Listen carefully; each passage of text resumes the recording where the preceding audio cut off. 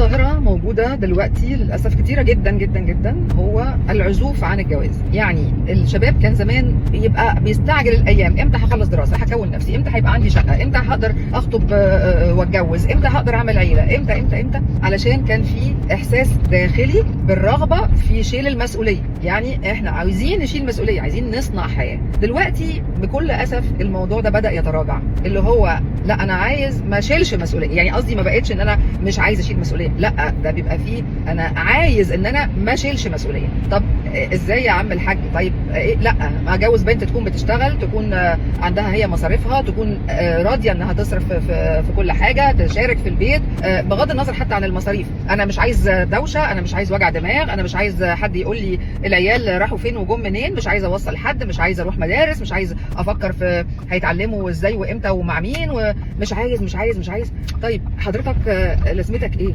يعني ففي ظاهره يا جماعه عايزين نتوقف عندها، والله العظيم بقت خطيره بجد، بقت خطر. هو الناس عايزه تتجوز عشان تتبسط. على فكره في هامش انبساط كبير جدا، لانه كله بيدور حوالين البرسبشن. يعني انا حتى ممكن اتبسط بمشاكل الحياه لو انا شخصيه سويه وفاهم يعني ايه حياه، ماشي. وممكن ابقى اقل حاجه اقول اهو شفتوا اهو بتقول لي شيل العيل، بتقول لي غير لبنتك، بتقول لي لبس الواد، بتقول لي وصل، اهو شفتوا انا مش كان عندي حق ان انا ما اتجوز.